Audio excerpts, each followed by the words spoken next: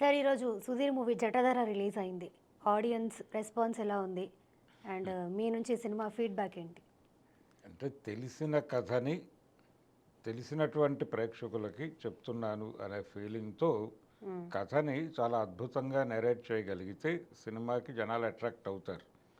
తెలిసిన కథని తెలిసిన లెవెల్ కంటే కూడా దిగువలో తీస్తే హ్మ్. జనాలు డిసప్పాయింట్ అయి బయటకు వస్తారు. జటాధర విషయంలో దాదాపు అదే జరిగింది. అంటే సినిమాలో పెద్దగా సర్ప్రైజింగ్ ఎలిమెంట్స్ ఏవీ లేవు. హ్మ్. అంటే మనకి నిధులకి సంబంధించి ఒక అవగాహన ఉంది. అంటే ఇప్పటికీ తవ్వకాలు జరిపే బ్యాచులు కొండల మీద పడి గుట్టలు తవ్వేసి హుహు. నానా గోల చేస్తూ ఉండటం మనకు తెలుసు. ఓకే. రంగురాళ్ల తవ్వకాలు హ్మ్. హ్మ్. నదీ పరివాహక ప్రాంతాల్లోనూ ఇక్కడ విపరీతంగా జరుగుతూ ఉంటాయి. కానీ ఇక్కడ అంటే నిధులు ఎలా ఎక్కడ ఎలా పెడతారు, దానికి ఏమేమి రక్షణలు ఏమేమి పెడతారు అనే దానికి సంబంధించి కూడా రకరకాల సిద్ధాంతాలు అవును. మనకు తెలుసు. అవును. నాగబంధం వేస్తుంది అని చెప్పి పద్మనాభ స్వామి గుడిలో దాని జోలికి వెళ్ళలేదు, ఆ అవును. నిధి జోలికి. సుప్రీంకోర్టే వద్దని చెప్పినటువంటి పరిస్థితి. అవును. అలాగా ఇక్కడ పిశాచ బంధనం వేసినటువంటి ఒక నిధి తాలూకా కథని చెప్పే ప్రయత్నం చేస్తున్నాను అని డైరెక్టర్ గారు ముందే చెప్పాడు. అవును. ఆడియన్స్కి ఈ కథ ఏం చూడబోతున్నాం అనేది తెలుసు. ఏ సన్నివేశం కూడా ఆడియన్స్ని హుక్ చేసే పద్ధతిలో వాళ్ళు రాసుకోలేదు, అలాగే తెర మీద ఎగ్జిక్యూట్ చేయలేదు. రొటీన్ స్టైల్లో నడిచింది.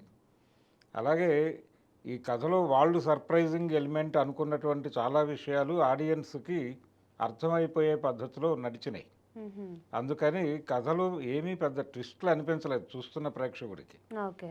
అలా చూస్తూ వెళ్ళిపోయారు. మధ్యలో చాలామంది డ్రాప్ అవుట్స్ ఉన్నారు. హుహు. హ్మ్. అంటే వెళ్ళిపోయారు ప్రేక్షకులు కొంతమంది తిరోగమన దిశగా.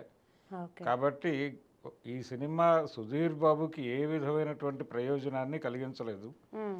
ఆయన కూడా అంటే ఇది పాన్ ఇండియా లెవెల్ సినిమా అనేది వాళ్ళు ఇచ్చినటువంటి నేరేషన్. అలాగే ఇందులో ఆర్టిస్టులు కూడా సోనాక్షి సిన్హా వీళ్ళందరూ ఉన్నారు. అవును. ఇలా భారీ స్టార్ కాస్ట్తో పాటు పాన్ ఇండియా లెవెల్ మార్కెట్కి పెడుతున్నాం మనం. హిందీలో కూడా రిలీజ్ అయింది ఈరోజు ఆ సినిమా. ఓహ్! అంటే ఈ మధ్య కాలంలో పాన్ ఇండియా మార్కెట్ అనగానే కొంచెం ఈ తరహా ఎలిమెంట్స్ ఉంటే పాన్ ఇండియా మార్కెట్కి సినిమా వర్కౌట్ అవుతుంది అని మనం ఏ మార్కెట్ని అడ్రస్ చేస్తున్నామో ఆ మార్కెట్కి ఏ ఇంగ్రీడియంట్స్ కావాలి హ్మ్. అని చెప్పి అవి తీసి మూకుళ్ళో వేసి కూర వండినట్టుగా తయారైంది సినిమా. ఓకే. అలా కాకుండా ప్రాపర్గా ఒక స్క్రిప్ట్ తయారు చేసుకుని దానికి అవసరమైనటువంటి ఎలిమెంట్స్ని చేర్చుకుంటూ వెళ్ళుంటే హ్మ్. ఆర్గానిక్గా సినిమా జనాల్ని పట్టుకోగలిగి ఉండేది. రెండోది దయ్యాలు ఉన్నాయా, దైవశక్తి ఉందా, దీని మీద డిస్కషను.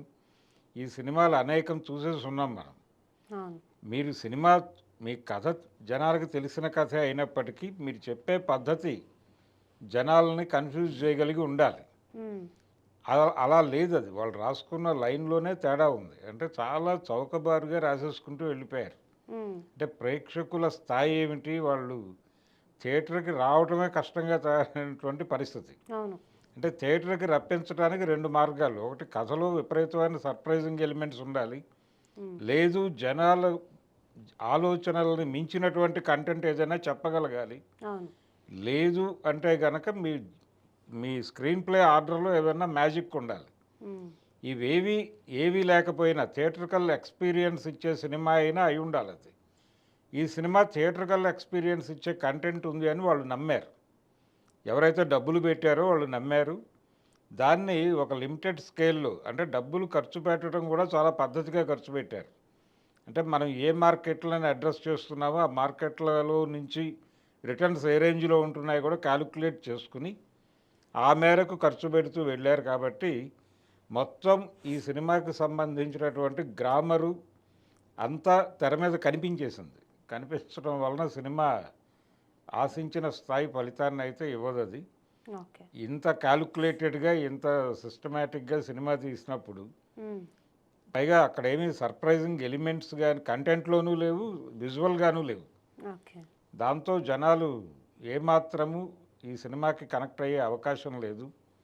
ఇది సుధీర్ బాబు ఆయన పాన్ ఇండియా మార్కెట్, ఆ మార్కెట్ ప్రమోట్ అవుతాను అనే ఉద్దేశంతో కమిట్ అయి ఉంటాడు. హ్మ్. ఈ తరహా సినిమాల కంటే కూడా నిజానికి ఆయనకి పేరు తెచ్చిన సినిమాలన్నీ కుటుంబ కథా చిత్రాలే పేరు తెచ్చినాయి ఆయనకి. ఇక్కడ లోకల్ మార్కెట్ డైరెక్టర్లతో ఆయన చేసిన మోహన్ ఇంద్రగంటితో చేసినటువంటి సినిమాలు ఇవి వర్కౌట్ అయినాయి. కాబట్టి ఆ తరహా సినిమాలు కొంచెం సరదాగా ఉండే సినిమాలు, కుటుంబ కథా చిత్రాలు ఈ తరహా సినిమాలతో వెళ్ళిపోతే బెటర్ ఆయన.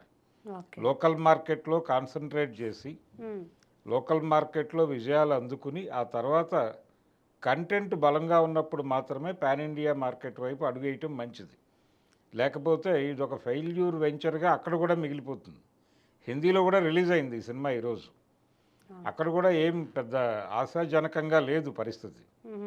అందుకని ఇలా నిరాశాజనకంగా ఉన్నటువంటి సినిమాల్లో నటించడం కన్నా కూడా కొంచెం ప్లాన్ చేసుకుని కొంచెం వెయిట్ చేసి ఒక మంచి స్క్రిప్ట్తో మార్కెట్లోకి ఎంట్రీ ఇస్తే తనకు కూడా బాగుంటుంది.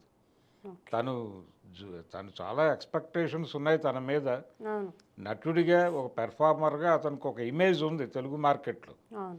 అలాగే అతను మంచి సబ్జెక్ట్ చూస్ చేసుకుంటాడు అనేటువంటి ఒక భరోసా ఉంది అతని మీద. ఈ సినిమా ఓపెనింగ్స్ చూస్తే జనాలు ఆ భరోసాను కూడా నెమ్మదిగా లూజ్ అవుతున్నారు అనిపించింది.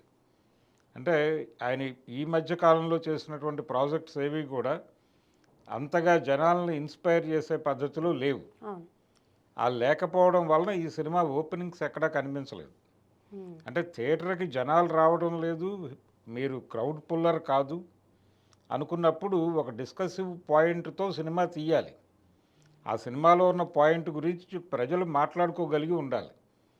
ప్రజలకి తెలిసిన కథని తెలిసిన పద్ధతిలో చెబుతూ సినిమాలు తీయటం వలన ఏ ప్రయోజనం ఉండదు మీకు.